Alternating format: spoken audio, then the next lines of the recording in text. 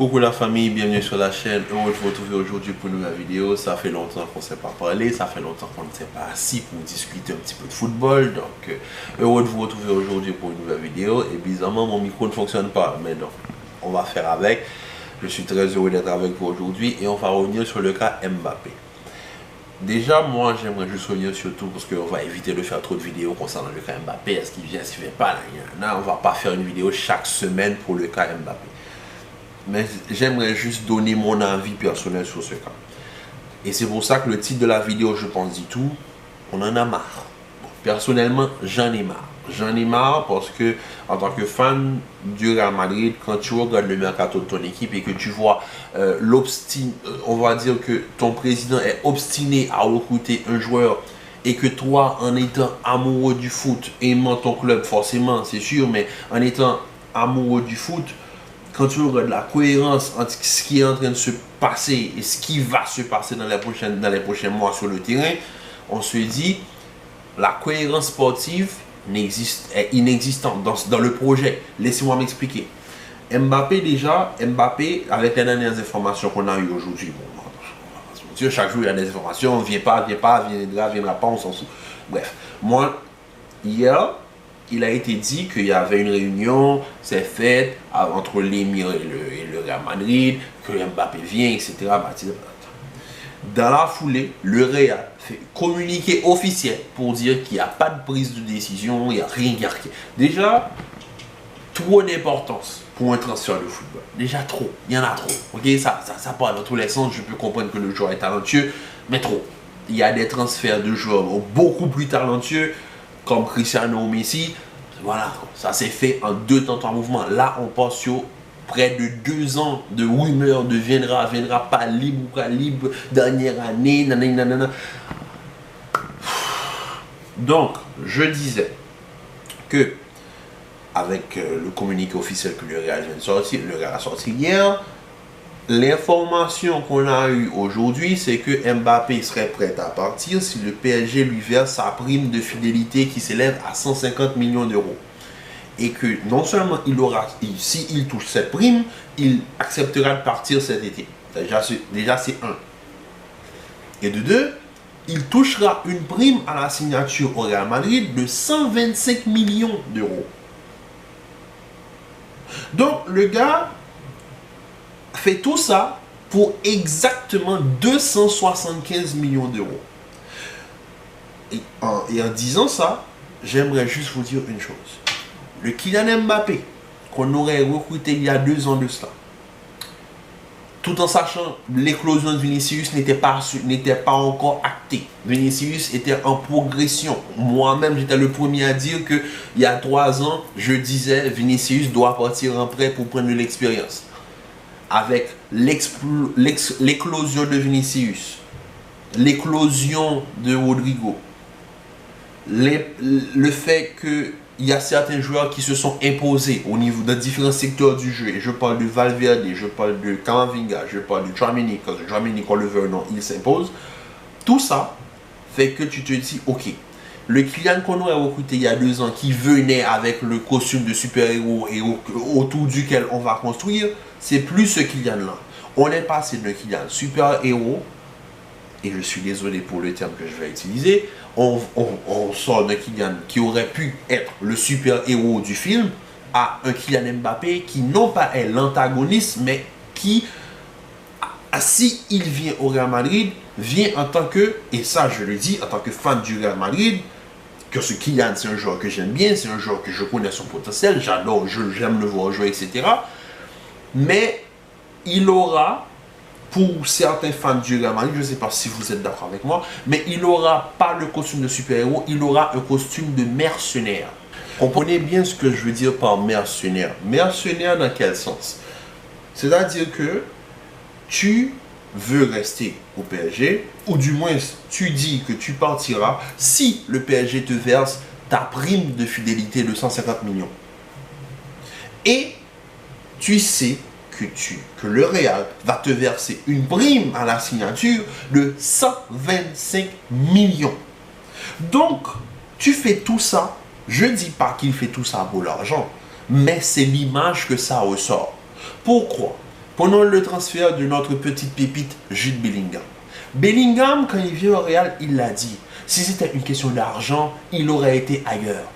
Le gars a refusé de jouer avec Pep Guardiola et Erling Haaland, tout ça parce qu'il veut réaliser son rêve. Et c'est exactement le problème que j'ai avec le transfert de Kylian. Kylian aurait pu être ce super-héros que le Real attendait. Il n'est pas venu. Pendant ce temps où il est resté mourir dans sa prison dorée à Paris, Vinicius, le petit que beaucoup de Madrilènes disaient que oui, lui, il ira jamais loin. Vinicius a pris les clés a pris le contrôle du navire. Ensuite, associé à son acolyte brésilien, Rodrigo, qui aujourd'hui nous fait du joga bonito. Qu'est-ce qu'on peut demander de plus? Et ces joueurs-là, quand ils marquent pour le Real, regardez la célébration. Les gars embrassent les cuissons. Ils sont là pour l'amour du club. Et en plus de ça, ils s'entendent bien. Ils s'entendent bien avec les vétérans. Ils s'entendent bien avec les dirigeants. Ils s'entendent bien avec le staff d'entraîneurs. Et ça se voit que ça commence à devenir une ambiance un petit peu familiale. Mais familiale et professionnelle. Bien sûr, il faut prendre les choses avec demi-mesure. C'est juste pour vous dire que Kylian, il a tout valcandé le jour où il a re-signé.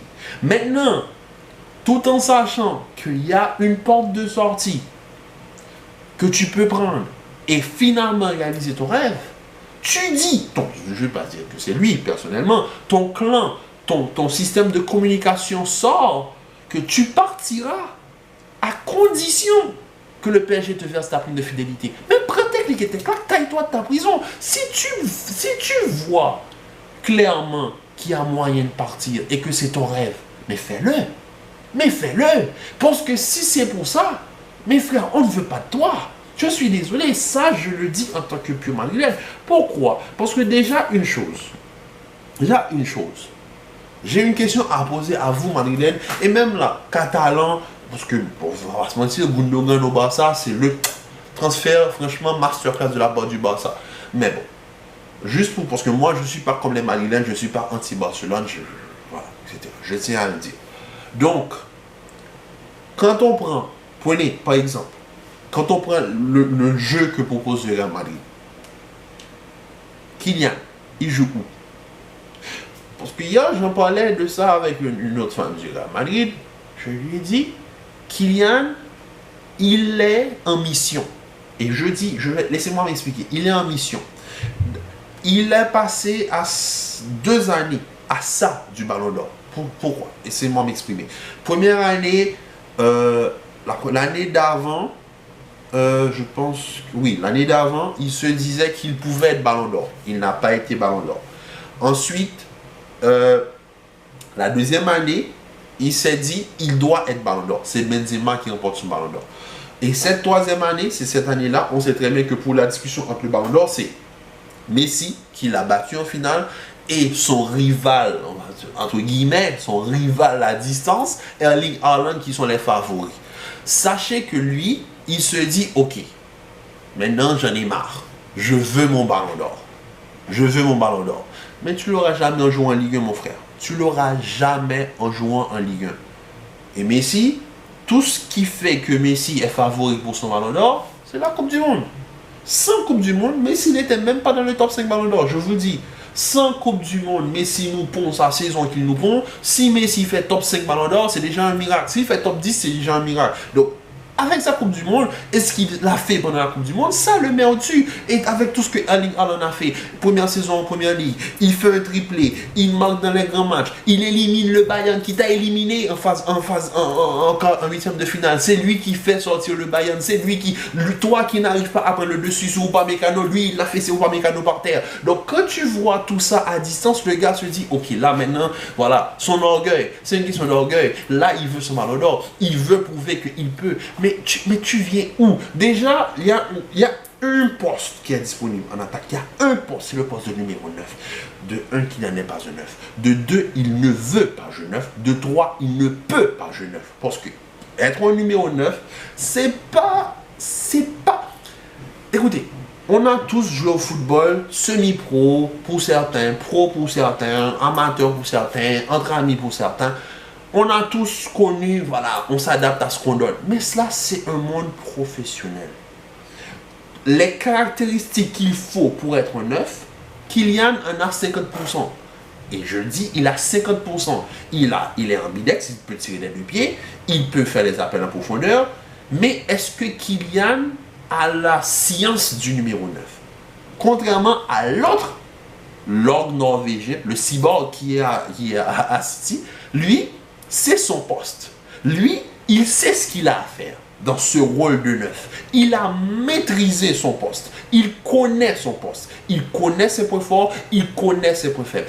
Il ne va jamais au-delà de ce que ce poste lui réclame. C'est-à-dire qu'on ne va jamais voir Erling Haaland désolé venir faire le jeu. Il sait très bien que ce n'est pas son fort. Ce n'est pas son domaine. Il est là pour faire une chose. Aller marquer les buts.